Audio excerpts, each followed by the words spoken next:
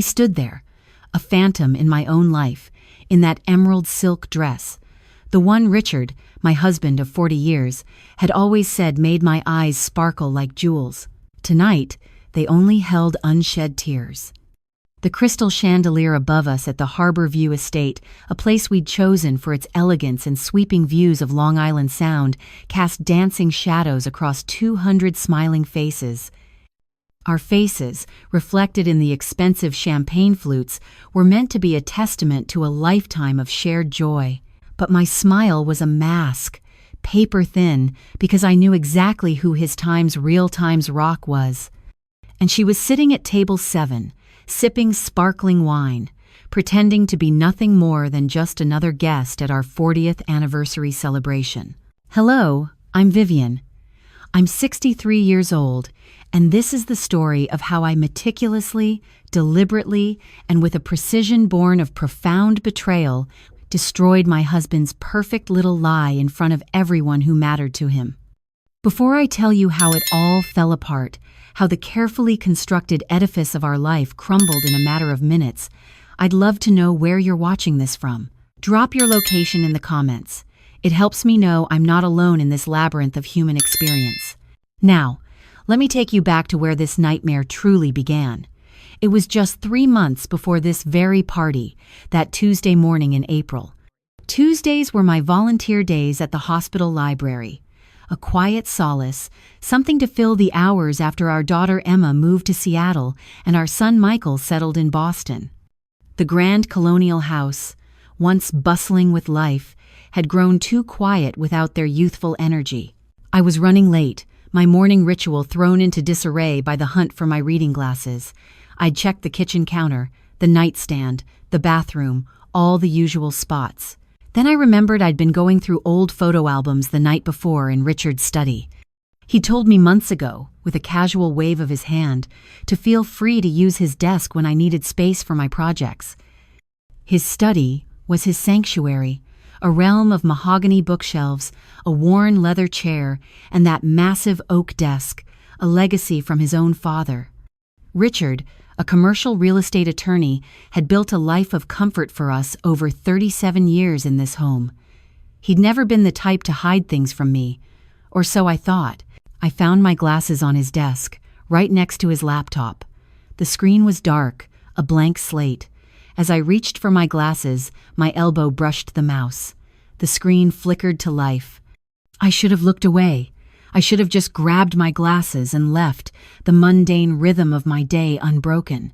But something stopped me. Call it instinct. Call it fate. Call it 40 years of knowing someone so well that you can sense when the ground beneath your feet shifts, even imperceptibly. His email was open. The preview pane showed the most recent message, received at 11:43 the night before. After I'd gone to bed, after he'd kissed my forehead and told me he had just a bit more work to finish up. The sender's name was Jennifer Walsh, his secretary of 12 years. I'd met her countless times at company events, pleasant smile, efficient manner, married to a man named David who worked in finance. She'd sent us a Christmas card every year with a photo of their golden retriever. The subject line read, "Can't wait for tomorrow." My hand trembled as I clicked the message open. "My darling Richard, counting the hours until I see you again. Last night was incredible. I love you more than words can express. Tomorrow, usual place, usual time. Forever yours, Jay." I stood frozen in that study for what felt like an eternity, but was probably only minutes. My mind raced through possibilities, desperate for explanations. Anything that would make this message mean something other than what it so clearly, brutally meant. Maybe it was a mistake. Maybe it was meant for someone else. Maybe Jennifer's email had been hacked. But I wasn't stupid, and I wasn't the type of woman to lie to herself. 40 years of marriage teaches you to recognize the truth, even when it tastes like poison, scorching your throat on its way down. I grabbed my phone, my hands shaking so violently I had to take 3 shots before I got one that wasn't blurred. Then, with painstaking care, I moved the mouse back to its original position, darkening the screen. I left everything exactly as I'd found it. I didn't go to my volunteer shift that day. I couldn't. Instead, I drove to the beach. The very same beach where Richard proposed to me in 1985, down on one knee in the sand while the sun melted into the Long Island Sound. I was 23 then, fresh out of college, my heart overflowing with dreams about the life we'd build together. And we did build it. 2 children, a beautiful home, countless dinner parties and vacation trips, and quiet evenings watching TV on the couch, his hand in mine. When Michael was diagnosed with appendicitis at age 7, Richard held me while I cried in the hospital waiting room, a tower of strength. When my mother died, he organized the entire funeral while I fell apart, utterly broken. When Emma got into her first-choice college, we danced in the kitchen like teenagers, giddy with pride. How long had this been going on? That question, a venomous whisper, haunted me as I sat on that beach, watching the waves erase footprints in the sand, just as my own history felt like it was being erased. The email said, "Last night was incredible," which meant they were sleeping together. The usual place, usual time, meant this wasn't a sudden lapse, a momentary error. This was routine, regular, an established pattern. I thought about his late nights at the office over the past year, maybe longer, the weekend emergency meetings with clients, the conference in Chicago last month where he said spouses weren't invited. He'd come home with a tie I'd never seen before, said a client gave it to him as a thank you gift. I'd believed him. Why wouldn't I? We'd been married for 40 years. You don't spend 4 decades with someone and suspect them of being a liar. But now, every memory felt tainted, every interaction, a performance. Every late night, every business trip, every time he'd been distant or distracted at dinner. Had Jennifer been there? Had he been thinking about her while sitting across from me, sharing a meal, sharing our life? My phone rang.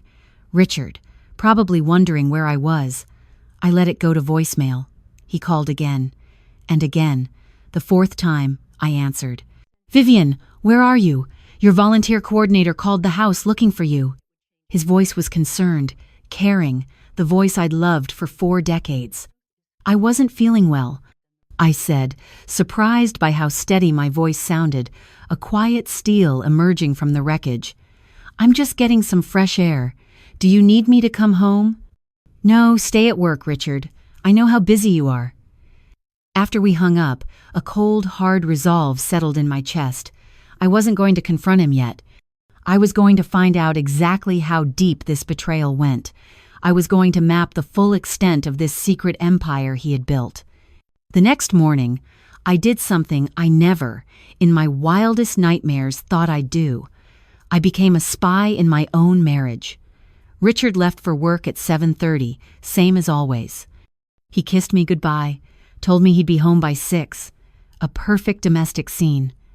I watched from the window as his silver Mercedes pulled out of the driveway, disappearing down the tree-lined street. Then I went straight to his study. I'd spent half the night researching how to check someone's computer history. Our daughter Emma, bless her tech-savvy heart, had taught me enough about technology over the years. I wasn't helpless, but I'd never had a reason to snoop before, never felt the gnawing emptiness that now demanded answers. His laptop required a password. I tried our anniversary date. Wrong. I tried the kids' birthdays. Wrong. Then I tried something that made my stomach clench, a wave of nausea washing over me. Jennifer's birthday.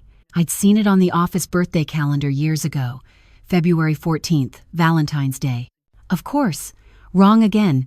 Thank God for small mercies. Then I remembered his father's birthday combined with our house number. He used it for everything he wanted to remember, but keep secure. 7 to 1,542. The laptop opened. I spent 3 hours going through everything. Deleted emails that weren't quite deleted. I found them in a folder he'd apparently forgotten to empty. Messages going back 18 months. 18 months of I love you and I miss you and tonight was perfect. Hotel reservations, restaurant confirmations for intimate dinners while I thought he was meeting clients. There were photos. I won't describe them, but they made it sickeningly clear that this wasn't some emotional affair or a midlife crisis fantasy. This was real, physical, a full relationship happening in parallel to our marriage, a secret economy built on my ignorance. One email from 8 months ago stopped me cold. Jennifer had written, "David suspects something. He asked why I was working so many late nights. I told him we're preparing for the Morrison acquisition. He seemed to believe me, but I'm worried. We need to be more careful." David. Her husband. A man who, like me, had no idea his spouse was living a double life, a phantom existence. My heart ached for him, a stranger caught in the same web of deceit. I took photos of everything, hundreds of emails, receipts, photos. I backed them up to a thumb drive, a tiny weapon, and hid it in an old tampon box under the bathroom sink, the one place I knew Richard would never, ever look. That evening, he came home right at 6, just like he promised. He brought flowers, tulips, my favorite. "Saw these and thought of you," he said, kissing my cheek, his touch feeling like a lie against my skin. I put them in water and made his favorite dinner, pot roast with roasted vegetables. We ate together at the dining room table, a tableau of domestic bliss, a performance I was now acutely aware of. He told me about his day, about a difficult client, about how Jennifer had managed to smooth over a scheduling conflict. He said her name so casually, no guilt in his voice, no hesitation. "She's really been invaluable to me," he said. "I don't know what I'd do without her." I smiled, a tight, cold expression, and poured him more wine. "She does seem wonderful. We should have her and David over for dinner sometime. We haven't done that in ages." His hand paused halfway to his mouth, just for a second. Then he recovered. "That's a nice idea. I'll mention it to her." He wouldn't, of course. The last thing he wanted was his two worlds colliding, his careful geopolitical balance disrupted, but I would make sure they did. Our 40th anniversary was 2 months away. Richard had already started planning what he called a proper celebration, a party at the Harborview estate with all our friends, family, and his business associates. 200 guests, a live band, champagne toasts, and speeches. "This is a milestone, Viv," he'd said weeks earlier, before I knew the truth. 40 years. We should celebrate it right. Now, sitting at my kitchen table with all the evidence of his betrayal on a thumb drive in my pocket, I had a different kind of celebration in mind, a reckoning. I waited 2 weeks before making my move. I needed to be sure. I needed to know this was real and ongoing, not some awful mistake or misunderstanding I'd blown out of proportion. So, I watched. I paid attention. I noticed. The pattern became clear. Every Tuesday and Thursday evening, Richard came home late, usually around 9. "Working late," he'd say. On Tuesdays, Jennifer's car wasn't in the office parking lot after 6. I knew because I drove by, a phantom observer in my own tragedy. She left work early on Tuesdays and Thursdays. Where did they meet? I didn't know yet, but I'd find out. But first, I needed to find David Walsh. It wasn't hard. LinkedIn showed he worked as a financial analyst at Sterling Capital Management in Stamford. I found his work email through their company website. On a Wednesday afternoon, I sat down and composed a message, rewriting it 17 times before I finally hit send.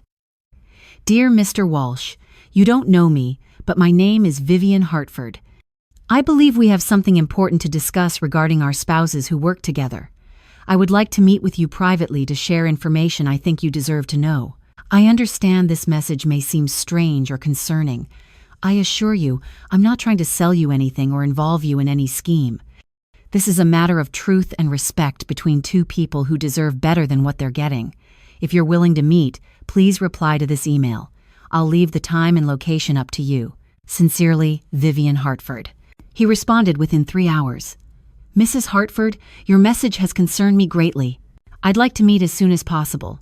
Tomorrow, 4 p.m. at the Starbucks on Bedford Street in Stamford. I'll be in a blue suit with a gray tie. David Walsh." The next day, I arrived 15 minutes early. I ordered a coffee I didn't drink, the bitter taste mirroring the bile in my stomach, and sat at a corner table watching the door. At exactly 4 p.m., a man walked in, mid-40 seconds, tall, wearing exactly what he described. He looked tired. Or maybe that was just what betrayal looked like before you knew its name. I raised my hand slightly. He saw me and walked over. "Mrs. Hartford. Vivien, please. Thank you for meeting me." He sat down across from me, his expression guarded, a mirror of my own carefully constructed composure. "Your email suggested something serious. I don't know how to say this gently, so I'm just going to be direct. I have evidence that your wife Jennifer and my husband Richard are having an affair. It's been going on for at least 18 months. The color drained from his face. David Walsh stared at me for a long moment, his jaw working like he was trying to form words that wouldn't come. Then he said, very quietly, "Show me." I pulled out my tablet. I'd transferred some of the emails, the ones that made everything clear but weren't the intimate photos. He needed to see the truth, but I wasn't cruel enough to show him everything at once. He read in silence. His hands started shaking halfway through the second email. When he finished, he set the tablet down carefully, like it might shatter if he wasn't gentle enough. 18 months, he said. Not a question. A confirmation of something he'd already suspected. Maybe the late nights, the work emergencies. I asked her about it 6 months ago. She told me I was being paranoid and jealous. She said I was imagining things. "I'm sorry," I said, and I meant it. "I know this is. Why are you showing me this?" He looked up at me and I saw something in his eyes that mirrored what I felt. Not just pain, but a simmering rage. You could have just divorced him quietly. Why involve me? Because they're attending our 40th anniversary party together, I said, my voice steady, betraying none of the turmoil within. Richard invited all his business associates, including Jennifer. She RSVP'd yes with a +1. You! His laugh was bitter, a harsh bark of disbelief. Of course she did. What better cover than bringing the devoted husband to the boss's anniversary party? "I want to expose them," I said. My gaze locked on his. "Publicly, in front of everyone they've lied to, and I want your help to do it." David was quiet for a long time. The weight of the world, or at least his carefully constructed world, seemed to press down on him. Then he asked, "What did you have in mind?" I told him my plan. As I spoke, something changed in his expression. The initial devastation was still there, but underneath it, I saw the same cold determination I felt burning in my own chest. A shared objective. When I finished, he nodded slowly. That's brilliant. And brutal. They've earned brutal. When is this party?" 6 weeks from Saturday, June 15th, 7 p.m., at the Harbor View Estate. He pulled out his phone and made a note. Jennifer already told me about it. Said we should go to support her boss. I thought it was odd she was so insistent, but now, he shook his head. Now it makes perfect sense. She wanted to parade our marriage in front of him. Proof that everything's normal, that she's got us both fooled. "Will you come?" I asked. "Will you play along until the moment I give the signal?" David looked at me with eyes that had gone from shock to cold calculation in the span of 30 minutes. "Mrs. Hartford, Vivien, I'll do more than that. I'll help you burn their world down." We exchanged phone numbers. We planned the details. And when I drove home that evening, I felt something I hadn't felt since finding that email in Richard's study. I felt powerful. That night, Richard came home at 9:15. "Sorry, honey. Had to finalize some paperwork." He kissed my forehead, the same meaningless gesture he'd done for 40 years. "That's all right, dear," I said, smiling, my newfound strength a secret weapon. "Did you get the final head count for the anniversary party?" "We need to confirm numbers with the caterer." 203 confirmed. "It's going to be quite an event." "Yes," I said, "it certainly will be." The 6 weeks before the party passed in a strange blur, a carefully orchestrated performance. I played the perfect wife.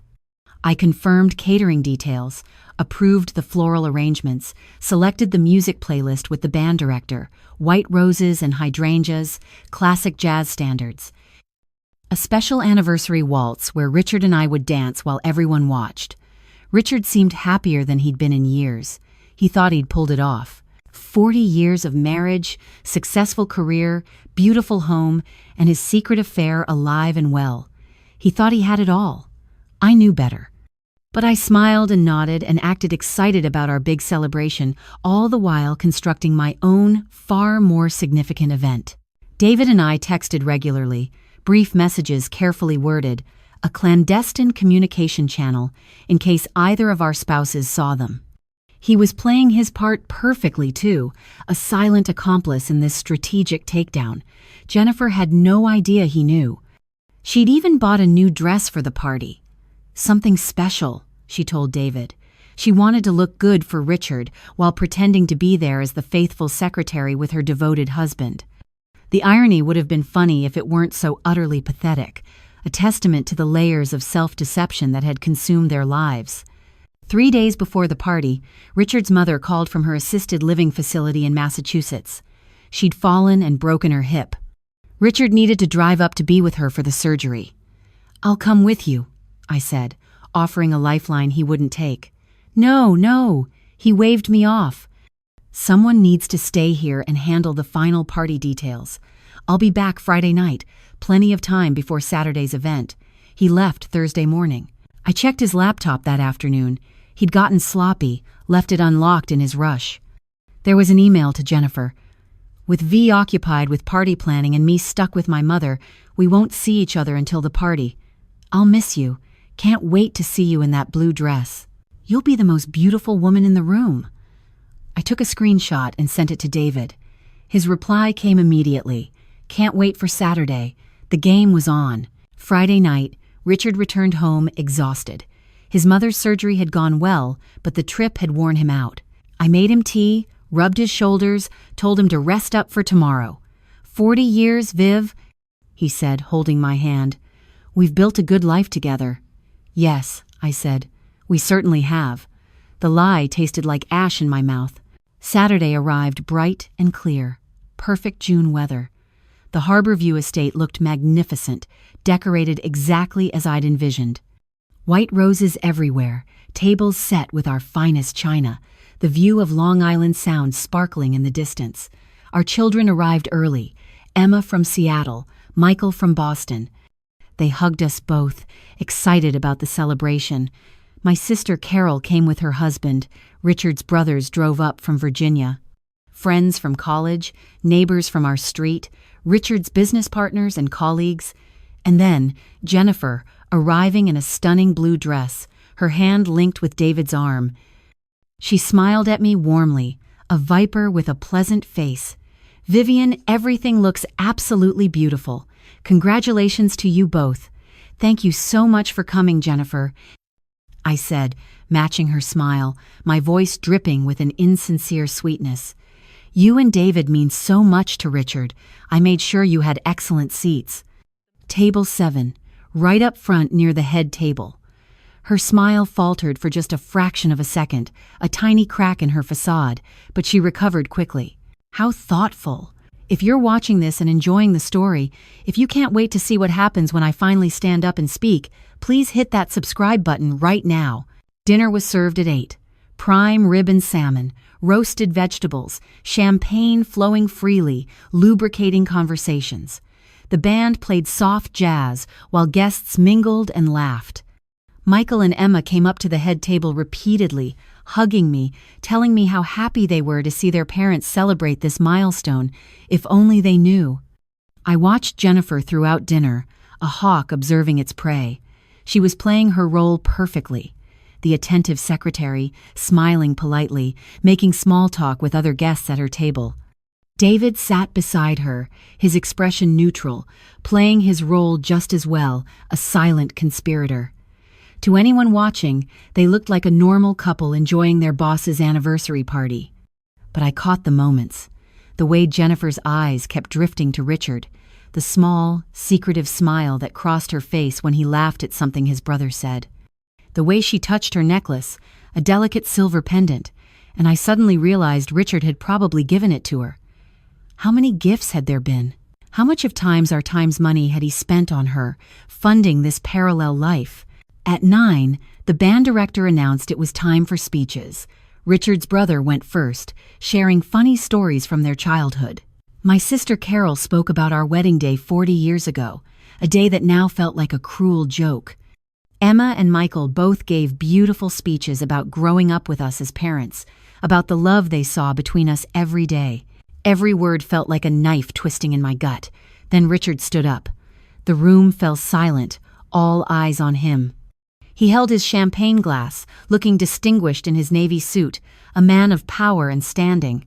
203 people watched him, waiting. 40 years ago, he began, his voice resonating with practiced sincerity, I married the love of my life. Vivien, you have been my partner through everything, raising our amazing children, building our home, supporting my career. You've been there for every triumph and every challenge.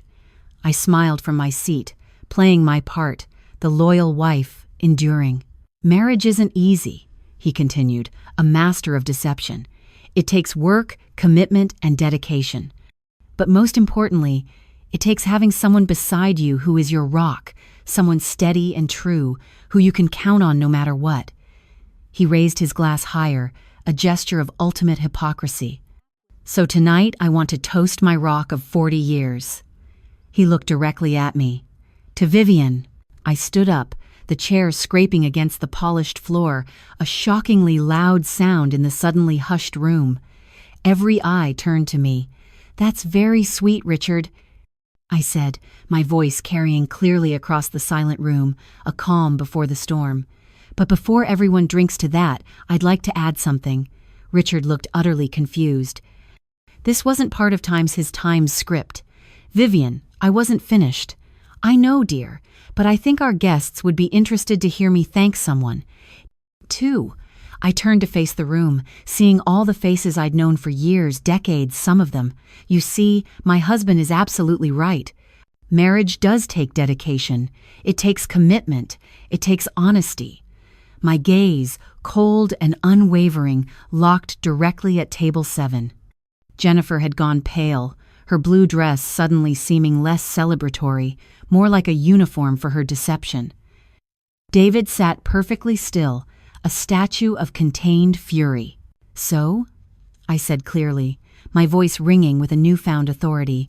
I'd like to thank Richard's Times, other Times Rock, the woman who's been so dedicated to him for the past 18 months, Jennifer Walsh. Would you please stand up? Table 7. Everyone, let's all get a good look at my husband's devoted secretary. The room exploded into gasps and whispers, a cacophony of shock and realization. Jennifer remained frozen in her seat, rooted by terror. Stand up, Jennifer, I said again, my voice sharper now. Don't be shy now. Richard's face had gone from confused to utterly horrified, the color draining from it. Vivien, what are you? This is insane. You're making a scene. Oh, I'm just getting started, Richard. I pulled out my phone, my hand steady despite the adrenaline coursing through my veins, a calm at the center of the storm. Would you like me to read some emails? I have 18 months' worth. Or perhaps we could start with this one from last Tuesday. My darling Richard, last night in room 447 was incredible. I can't wait until we don't have to hide anymore. I love you more than anything. The gasps got louder, a collective intake of breath. Emma stood up from her seat, her face stricken with horror and confusion. Mom, what's happening? Michael had gone pale, looking between me and his father, his perfect family shattering before his eyes. Jennifer finally stood. Her blue dress, the one Richard said, made her the most beautiful woman in the room, suddenly looking like a costume she was trapped in, revealing her true role. This is a misunderstanding. Mrs. Hartford, you're clearly upset. But sit down, Jennifer, David said quietly from beside her, his voice cutting through the chaos like a razor. It's over. She turned to him, her eyes wide with shock and disbelief. David, this is crazy. She's making things up. I've seen the emails too, David said, standing now, his composure broken, replaced by an incandescent rage. He looked at Richard with an expression of pure contempt, a bond of shared betrayal forged between us. Every single one of them. The hotel receipts, the restaurant bills, the photos. The room fell into shocked silence, the kind that feels deafening. Richard astonishingly tried to salvage it. He actually tried. Everyone, please. This is a terrible misunderstanding. Vivien, Jennifer, We need to talk privately." "No." My voice came out stronger than I expected, imbued with the strength of 40 years of suppressed dignity. "No more private conversations, no more lies, no more pretending. You stood here and toasted 40 years of marriage while your mistress sat 20 feet away wearing jewelry you bought her with our money. You talked about dedication and commitment while you've been sleeping with your secretary in hotel rooms and lying to me every single day." I looked around the room at all the faces staring at us. Friends, family, colleagues, the investors in our perfect life. "I'm sorry that you all had to witness this. I'm sorry your evening is ruined, but I'm not sorry for telling the truth. I spent 6 weeks planning this party, knowing what I know, because I wanted everyone who enabled this, everyone who invited Jennifer to family events, who saw them together and looked the other way, who thought I was the stupid, trusting wife. I wanted you all to see the truth at once." My sister Carol stood up and came to my side, a bastion of support. She put her arm around me. Emma followed, tears streaming down her face, her innocent world collapsing. Michael stood on my other side, glaring at his father. His loyalty shifted. "Dad, how could you?" Emma's voice broke. Richard reached toward her. "Emma, please let me explain."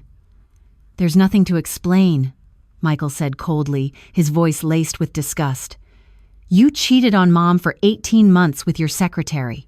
It's not complicated." Jennifer tried to leave, to flee the public shaming, but David blocked her path. "We're not done here," he told her, his voice a low growl. "You wanted to come to this party so badly. You wanted to be close to him while pretending we were fine. Well, now everyone knows. So, sit down and face what you've done." Richard looked at me across the wreckage of our anniversary party, the destruction of everything he thought he had. "Vivien, please. We can fix this." 40 years. 40 years of my life wasted on a liar, I said, the words burning with the intensity of accumulated pain. The party ended in chaos, guests left in awkward groups, whispering and staring, their polite facades crumbling under the weight of scandal. The band packed up in silence, their jazz standards no longer a soothing backdrop but a somber dirge. The beautiful cake I'd ordered, white fondant with gold accents, sat untouched on its table, a monument to a celebration that never happened. Richard tried to follow me as I left, but Michael, my son, stepped between us, a silent guard. "Don't," my son said, his voice cold steel. "Don't you dare." I went home with Emma and Carol. We didn't speak during the drive. What was there to say? They just watched 40 years of family history dissolve in 15 minutes of brutal honesty. Back at the house, no, back at what used to be our Times home. Emma made tea while Carol sat beside me on the couch. The same couch where Richard and I had watched thousands of movies together, where we'd fallen asleep during countless Sunday afternoons, where he'd held me when my mother died. Every memory was now tainted, a ghost of what I thought it was. "Mom," Emma said carefully, bringing the tea, her voice still trembling. "How long have you known?" 3 months. I found emails in his laptop. 3 months? Carol stared at me, astonished. "You knew for 3 months and didn't say anything?" I wanted proof. I wanted to be sure, and I wanted to make sure that when I exposed him, there was no room for him to lie his way out of it. No escape clause. My phone buzzed. A text from David Walsh. "Asterisk, are you all right?" Asterisk, I typed back. "Are you?" His response came immediately. Asterisk, "No, but I'm glad the truth is finally out. Jennifer's staying at her sister's. I've contacted a divorce attorney. Thank you for having the courage to do what needed to be done. Asterisk, asterisk. Thank you for standing with me. Asterisk." Richard came home around midnight. I heard his key in the lock, heard his footsteps in the foyer. Emma and Carol had gone to bed in the guest rooms. They'd refused to leave me alone. He stood in the doorway of the living room. He looked 10 years older than he had that morning, his face ravaged by the fallout. "Vivien, please." "Pack a bag," I said, my voice unwavering, betraying no emotion. "You're not sleeping here tonight, or any other night. Please let me explain." Explain what? That you fell in love with someone else? That you've been lying to me every single day for 18 months? That you were planning to keep lying for who knows how much longer? It wasn't. It's not what you think, Vivien. Richard, I said, my voice rising slightly. I have every email, every text message, every hotel receipt. I know about the apartment you rented in Stamford for your Tuesday and Thursday night meetings. I know you told her you loved her. I know you told her we were more like roommates than spouses, that you stayed with me out of obligation. Was any of that true? He didn't answer. That's what I thought. I stood up, feeling a strength I hadn't known I possessed. My attorney will contact yours on Monday. You'll get divorce papers by the end of the week. You can keep your apartment in Stamford. I'm sure Jennifer will be available now that David's divorcing her too. You can finally have what you wanted. What about the house, the kids, our life? His voice was desperate, pleading. You should have thought about that before you destroyed it, I said, my voice cold and hard. Now get out. He left. I heard his car pull out of the driveway, and then the house was finally quiet. A deafening, liberating silence. The divorce took 11 months. Richard's attorney tried to argue for reconciliation, for mediation, for couples counseling. My attorney, a fierce woman named Patricia Chen, who specialized in high-net-worth divorces, shut down every attempt with unwavering resolve. My client has documentation of an 18-month extramarital affair. Patricia told them, her voice sharp and uncompromising. Your client can either settle fairly, or we can air every detail in court. His choice. Richard settled. I got the house, the one we'd raised our children in, the one I'd made into a home for 40 years, the very foundation of my life's investment. I got half of his retirement accounts, half the investment portfolio, and alimony based on my 40 years as a supportive spouse who'd sacrificed her own career to raise his children and maintain his household. A fair return on my unacknowledged labor. Jennifer and David divorced too. I heard through mutual acquaintances that Jennifer left the law firm, not fired, but the environment became untenable after everyone knew what she'd done. David got primary custody of their dog and their vacation home in Vermont. Small victories, perhaps, but victories nonetheless. The hardest part wasn't the legal proceedings. It was rebuilding my relationship with Emma and Michael. They were devastated by their father's betrayal. Emma stopped speaking to Richard for 6 months, a silent protest. Michael still keeps him at arm's length, the trust irrevocably broken. We thought we had the perfect family, Emma said to me one evening, about 4 months after the anniversary party. She'd come home for a long weekend, seeking comfort and answers. We thought you two were the example of what marriage should be. Marriage should be honesty, I told her, holding her hand. Real, genuine honesty. What your father and I had, at least for the last 18 months, wasn't a marriage. It was a performance, a grand deception. Are you okay, Mom? Really? Okay? The truth was, I was better than okay. The house felt lighter without Richard's lies filling it, a fresh breeze blowing through every room. I'd started painting again, something I'd given up decades ago, rediscovering a piece of myself. I'd reconnected with old friends. I'd even gone on a trip to Italy with Carol, something I'd always wanted to do but had put off for so long, constrained by the expectations of our life. I'm angry, I admitted to Emma.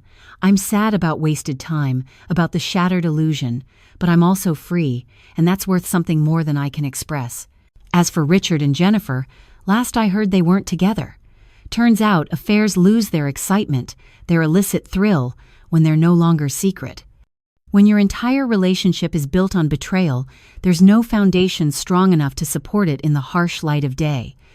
Richard sends cards to the kids on birthdays and holidays. He tries to reach out to me sometimes, texts that I delete without reading, a ghost in my inbox. He made his choice. He chose 18 months of lies over 40 years of truth, over the deep investment of a shared life.